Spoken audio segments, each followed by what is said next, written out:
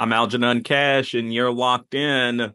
Welcome back to the show. As always, I love putting together conversations that can help you learn more about our economy, business, financial literacy, our state here in North Carolina. And I've got a friend of the program and a friend of mine that is locking back in with us again. John Clowney is the owner of Bull City Cider. They've got tap rooms and wholesale production located here in North Carolina. He's also a former candidate for mayor in the city of Lexington, and just a really overall knowledgeable guy. John, how are you, man? Thank you for locking in.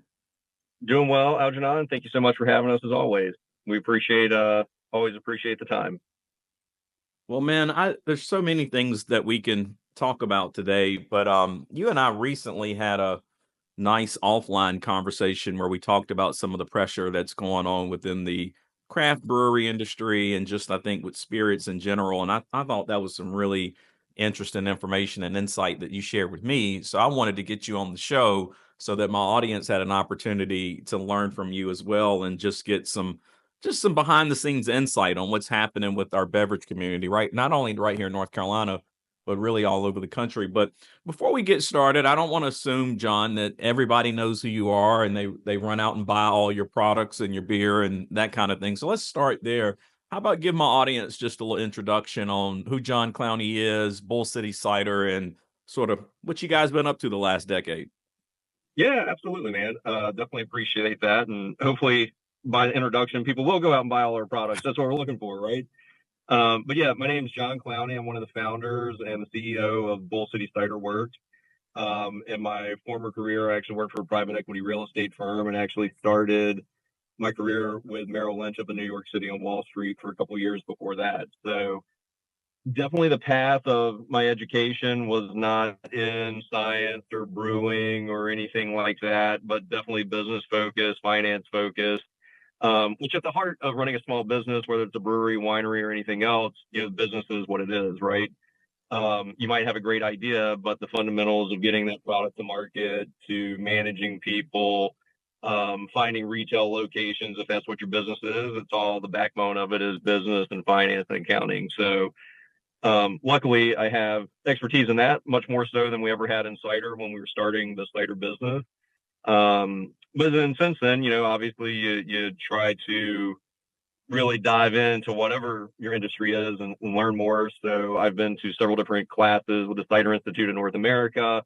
We've sent several of our employees in the past and cider makers to a lot of the same training. So really just trying to make sure that we have the best crew, the best team to make the best possible beverages we can make.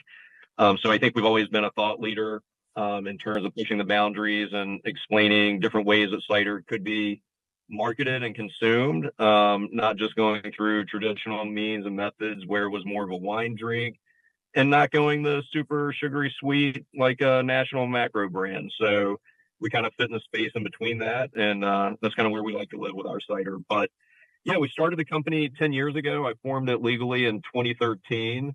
And then we actually got open for operations in Durham, North Carolina in March of 2014. So we've been, coming up on 11 years here of operations. We started our Lexington, North Carolina location in 2016.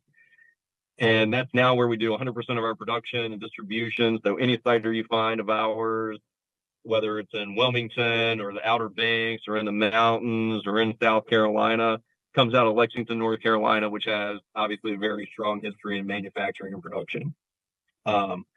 So we're really happy, when we started that location, we were kind of part of the rebirth and renaissance of this depot district and this town that had been so heavily reliant on manufacturing and manufacturing activities.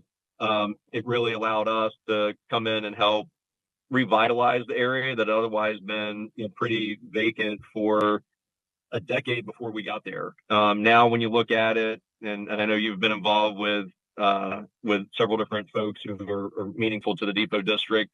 We've got apartments and condos under development now. We've got a brewery and restaurant across the street. There's still some furniture distribution happening. We just had a great event venue and distillery open up in Rick House in Holland Brooks. So just did a showcase there this past weekend to show off Lexington a little bit.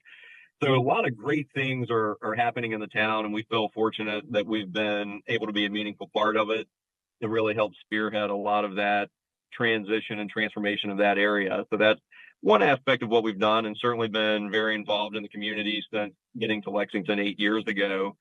But then I know a lot of what we want to talk about today is, well, what was the other trajectory of our company? What else has been going on? So obviously, everybody in hospitality suffered the biggest dislocation in that market of all time with COVID and the pandemic, the shutdowns, the limited occupancy, everything else that occurred with that. Well, during that time frame, we had a great 2019. We had our company moving really in the right direction, and decided, look, we do a great job at retail tap rooms. They've got great margins on them. We've got plenty of capacity to make this. Let's continue our path forward and continue looking for what are our next locations. How are we going to grow our brand? And we found a location in Greensboro that we opened up in January, February of 2021, coming out of the pandemic. So that's over in the Irving Park area off of State Street. We did sign a lease for a location in Cary, which is right downtown, where there's a lot of revitalization and building going on in downtown Cary. If you went back a decade and a half ago, there really was not a quote unquote downtown or heart for business and cultural social activities. Now Cary has Chatham Street, the Gussenhovens and several other developers have done a wonderful job of really building a community down there. Yeah, let me jump in here, John. Yeah, for just sure. because just so I can manage our time here. But yeah, really nice overview of Bull City and some of the work that you guys have done up to this point. I think for some of my audience that may not be as familiar with cider, help us Yeah. understand. I mean, in the craft beer space, what is the unique differentiator about cider versus some of the other beers? Yeah, sure. I mean, obviously the primary difference is it's cider as opposed to beer. So your beer is going to be made with malt, with grain, right? So it's a gluten product. You're doing a mash, you're fermenting kind of the sugars that come out of that mash and making beer. So you start with wort, pitch in yeast, you get beer. But everything we do, it starts with fruit, right? And the primary fruit being apple. So apple is the first thing that we use. Whether that's juice, single strength juice or concentrate, you bring it in, you're going to get your bricks where you want it, and then actually start the fermentation. So much more of what we do is akin to winemaking. And if you actually look from a permitting level at both a federal and a state level, cider is considered unfortified wine, just like a Cabernet or Riesling or Pinot or something like that. So it is fruit-based fermentation, and that is the primary difference.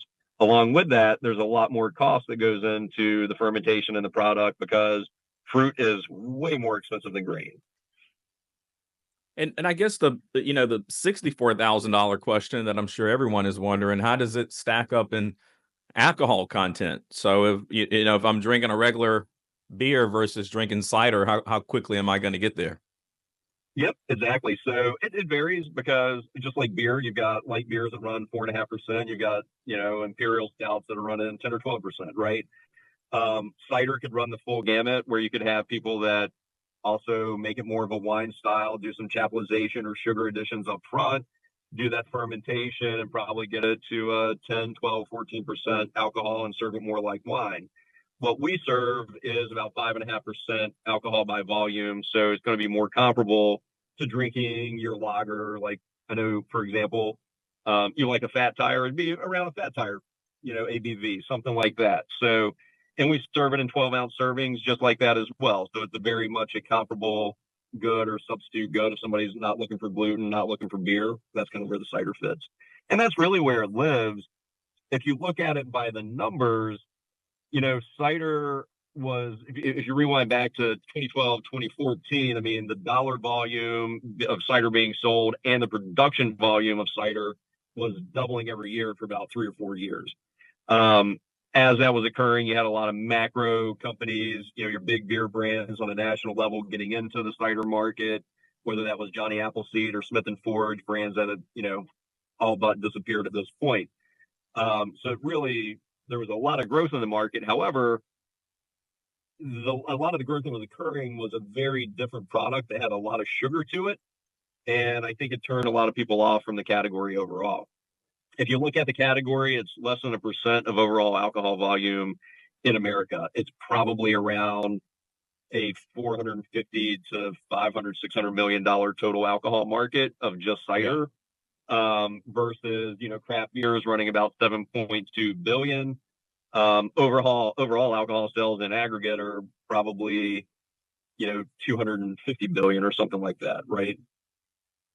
So I guess for you, because when I think of cider, I think of like the Mike's Hard Lemonade or whatever. I mean, the kind of things that I probably would have drank before I actually started to really truly consume alcohol. So, what does your customer look like? I mean, does it tend to skew a little bit older or a little bit younger? Is it like your first time drinker, or what that person that's going in the grocery store buying Bull City cider? What do they look like to you?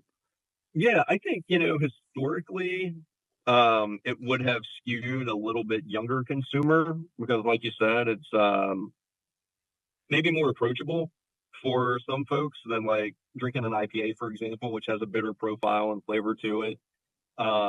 It's not. We have ciders that have cherry in them. We have blueberry and lemon ciders, things like this, um, that are a little bit different in the category. So I think if you rewind and kind of as we were starting, really the category was growing, I think you were seeing a lot of interest probably by your younger 20 to 38, 21 to 30 age group bracket, as opposed to call it your 60-year-old male who's only consumed scotch and that's what he likes. That wasn't really our demographic. We weren't changing that person's appetite or mind share from it.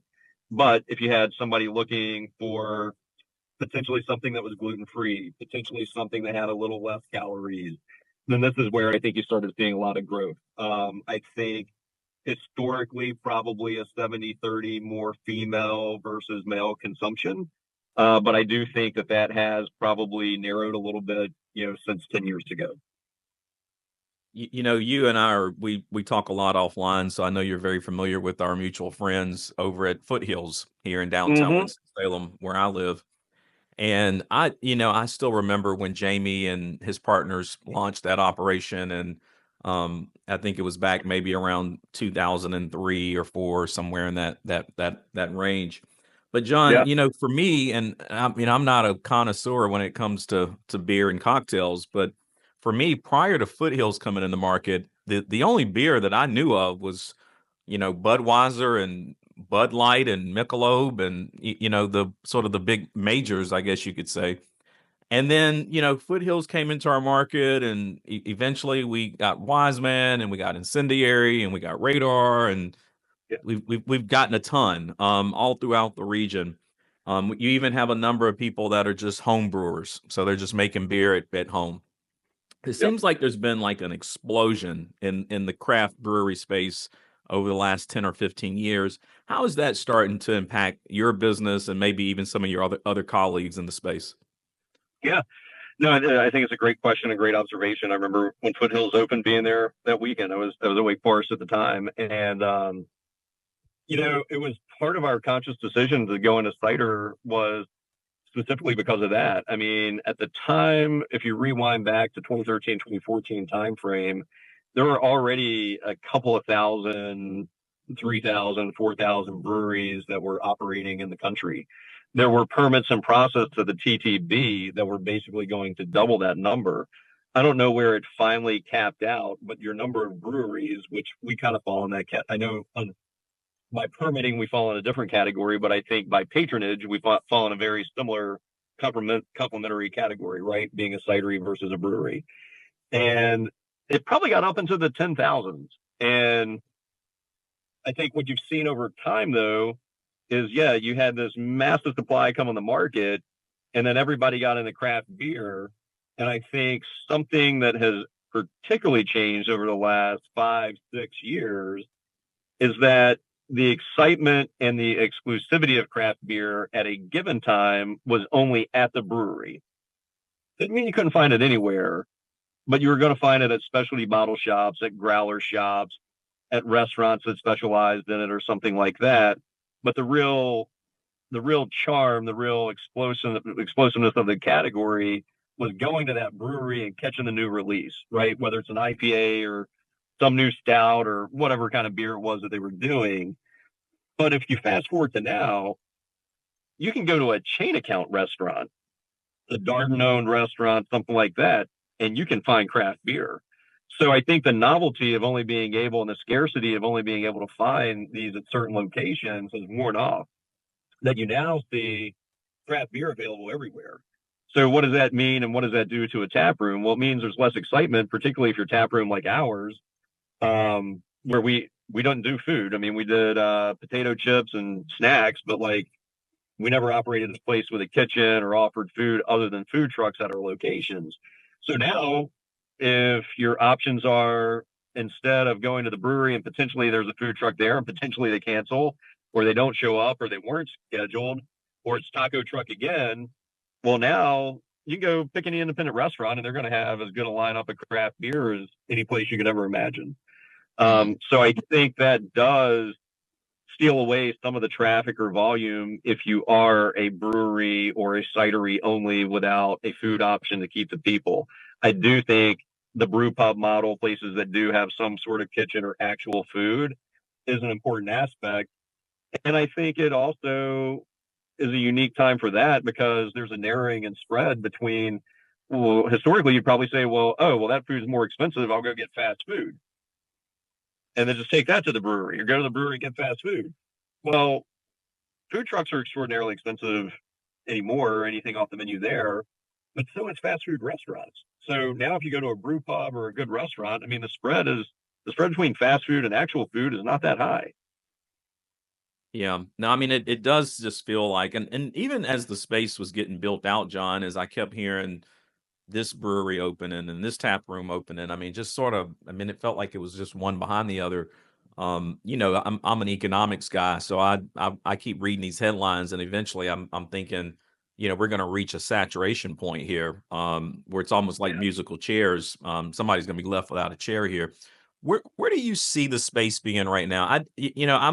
I'm part of a group called Iron Horse Auction, and they auction off restaurant equipment and all types of stuff. And I will tell you, John, that I see a never-ending stream of brewery equipment available for auction right now through Iron Horse. Is that just Absolutely. symptomatic of everything that's happening all over North Carolina right now, or?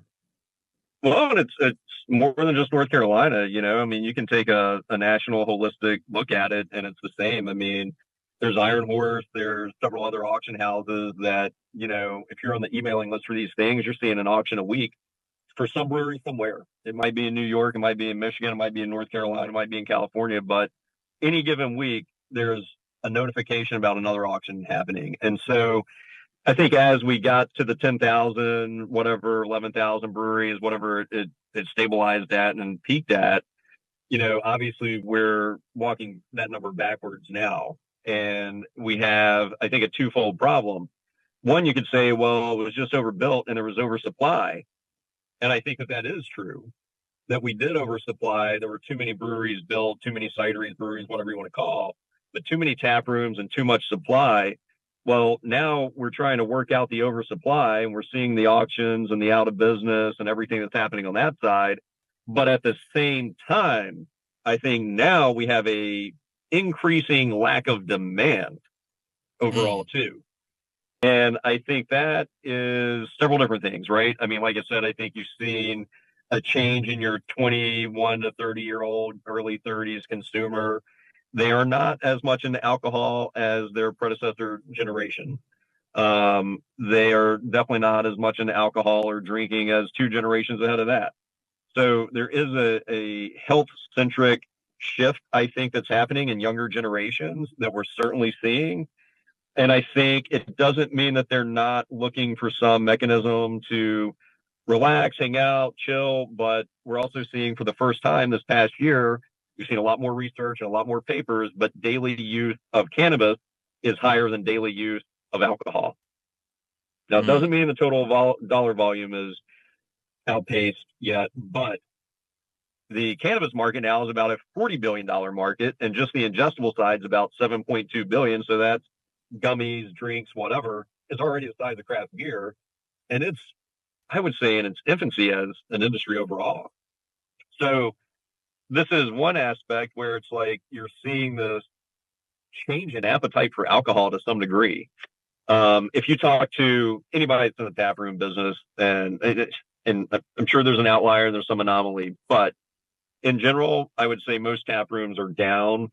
Definitely down versus we're definitely down versus pre-pandemic numbers. But then even year over year, we're still seeing declines in overall traffic at our tap rooms, and it's just I think there's a bunch of different things that play into it. It's consumer changes and preference. Um, I think just a general cultural change as people work from home and they don't go downtown anymore. They don't have to be downtown. They don't work downtown. You really lost a lot of office culture. When you lose office culture, you start losing this after hours, after work culture of happy hours, of hanging out with colleagues. I think a lot of that has disappeared and changed as well. And Yeah. people just hanging at home, right? I mean, they can Yeah. order everything at home. I definitely think the piece that you're identifying with young people and their shift in habits in terms of it's not that they're not still consuming vices, but they're just consuming a different vice and maybe not alcohol, but now that's THC or marijuana, however you want to frame it. Definitely makes Sure. sense that, while we're seeing every brewery that shuts down, it seems like I see a new CBD shop open up. So that would certainly Exactly. make sense to me that's why we're seeing that trend. So if there's any young people out there that listens to my show, or you happen to be listening to WTOV this Sunday morning, we're going to need you to boost or beef up your alcohol consumption and reduce your That's right. THC consumption so that we can keep Bull City and all these other great businesses in business. John, you were sort of getting ready to go into this direction before I cut you off, but yeah, I do want to go back to the piece that you mentioned around demand, because I think when you shared with me about the changing habits of our younger consumers, that was really interesting information. But I'm also, Yeah. when I look at the economy in general, and everything across the board is much higher. I mean, food prices are higher. I think that's really weighing down on the American consumer. You look at credit card balances, and they're just off the chart because consumers are having to finance everything on the credit card right now. You go in a restaurant. I know you're a big dining out guy. If you and your significant other go out for dinner and you have one or two drinks, you might be at $200 plus. In Oh in yeah. no time. Yeah.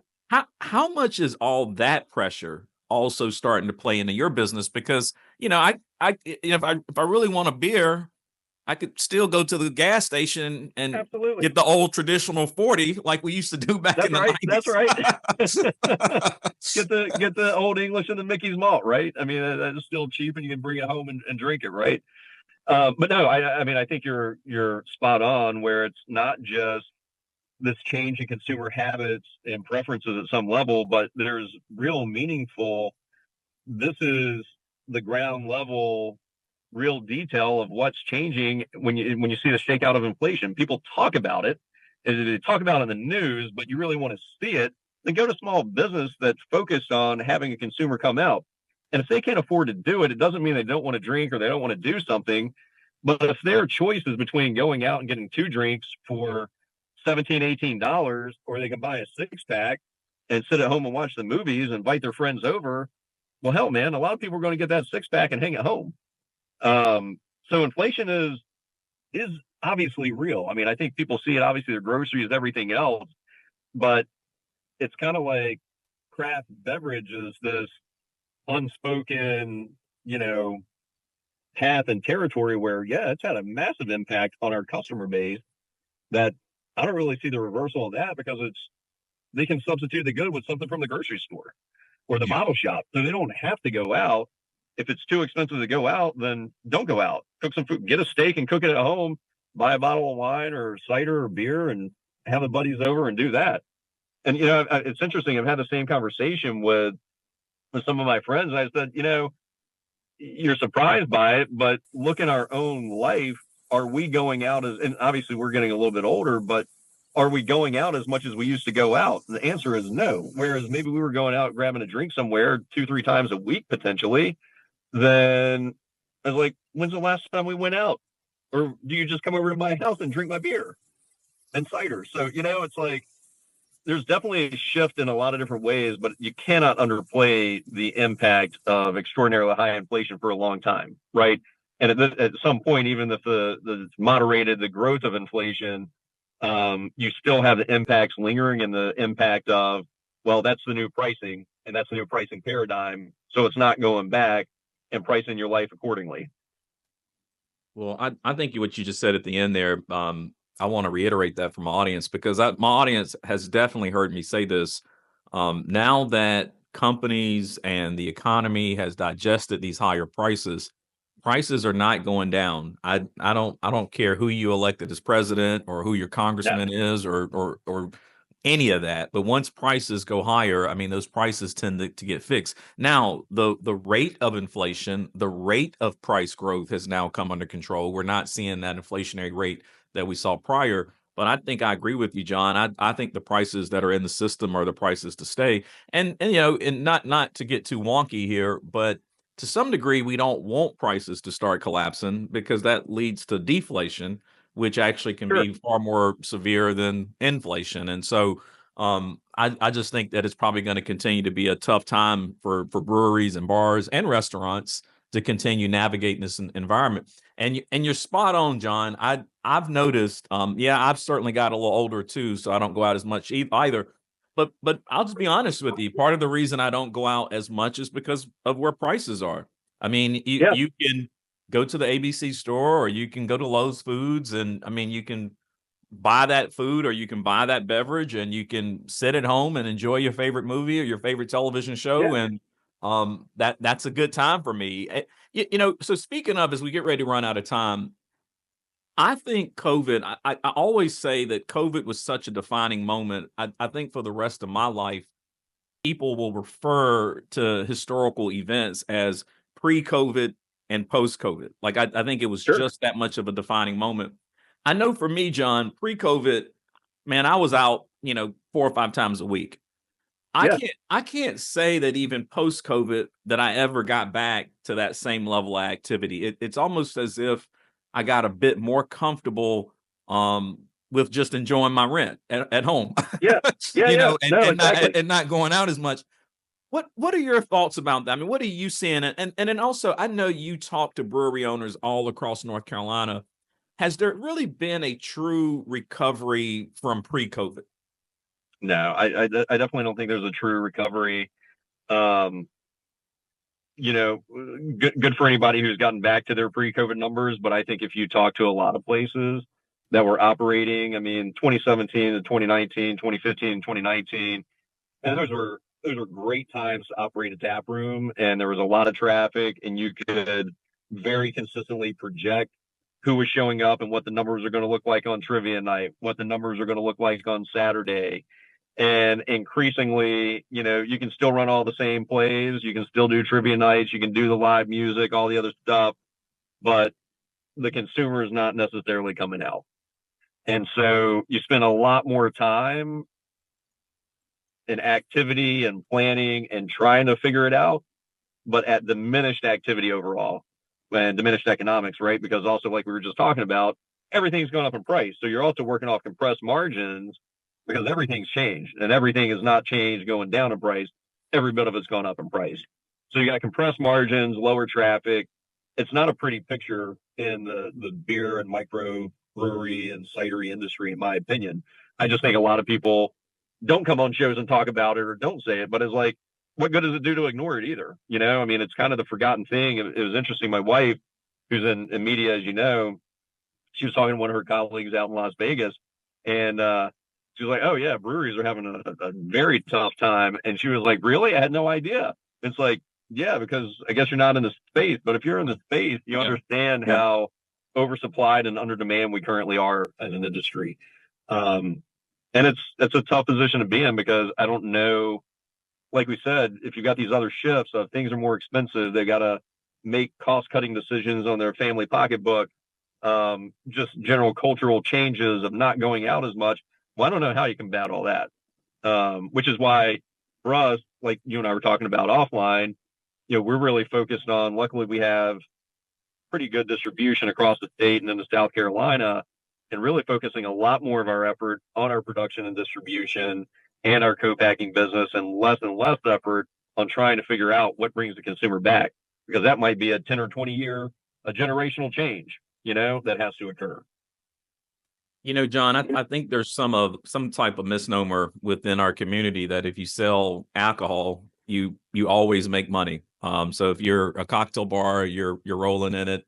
If you're making your own beer like you do and you're selling your own beer, I do think a lot of people in the community just assume that, John's making money hand over fist, the guy selling beer, Right. But no, I think this is a great conversation to help people understand. I mean, you're a small business and you're out there fighting and dealing with the same challenges and struggles that so many other small business owners talk about day to day.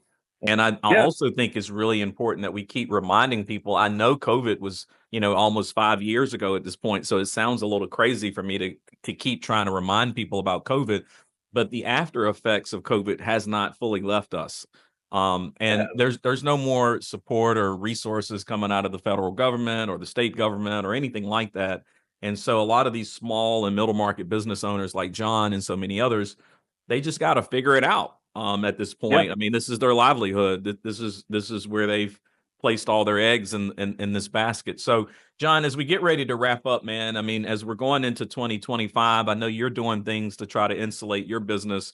What's your advice to maybe not just brewery owners, but all small business owners in 2025?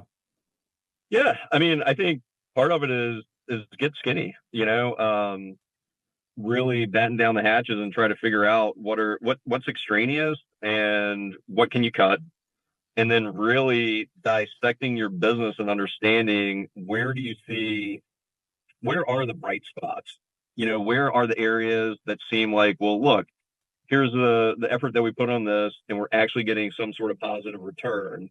Lean into those. I mean, I know it sounds stupid, but lean into where you're making money and cut all the areas that you're not. But I think when times are different, or like in breweries, if you go back, pre-COVID, it can hide a lot of the warts when everything's happening that's positive, right? When the rising tide, all the Yes. ships are going up. But the reality is, when the consumer changes, when the oversupply is there, when the lack of demand is there, really dissect your business and try to figure out, well, what are the one or two things that we might do that are really good and are kind of bright spots within our business, whether you're in brew business or any other kind of small business. And you really have to take those and lean into them and put all your effort in that. And at the same time, what are extraneous activities? You cannot be everything to everybody. I mean, that's 101 business, but isn't always adhered to by entrepreneurs who, we're excitable people and we want to go in a lot of different directions. So it's like, well, maybe we should do this and do this and do this. And in some markets, and sometimes it's good, and sometimes it's how you land on the moonshot, the thing that becomes the best part about your business. But generally speaking, you got to just kind of put it all out, think about your business, and evaluate where do we have bright spots, where do we have opportunity, where do we have the chance to fail, eliminate or mitigate as best possible your chances of failure, and focus on the areas where you can make some cash.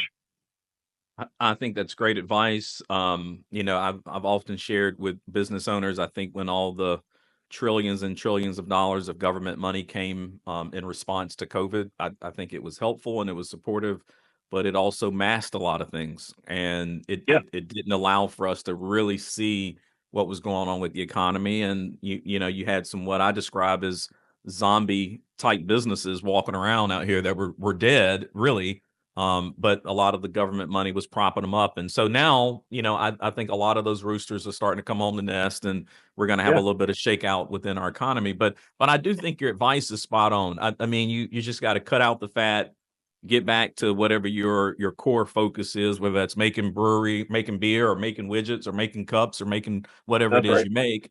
And just get in there and sort of lock in on your business. So, John, I appreciate you locking in with me today. Yeah, To my audience, make sure you go check out Bull City Cider. You can follow them on Facebook, Instagram. They've got a really great looking website. Their tap rooms look great. Make sure you go check them out and their products. Also, we didn't talk about it today, but John and his business partner, Ben, they also own Campus Gas right here in Winston-Salem. You all know how much I love a good hot dog, and some of the best hot dogs in Winston are right at Campus Gas, along with some great burgers and some other items that they have. So please support both of their small businesses. And as always, I encourage you to support local. Thank you to my audience for locking in. And as always, make sure you stay tuned to WTOB, because every Sunday morning, That is where you can lock in with me there. But if you happen to miss me, hopefully you are subscribed to the podcast, and you can find that on Spotify, Pandora, wherever you like to get your favorite podcast. You can always lock in there. And until next time, y'all stay locked in.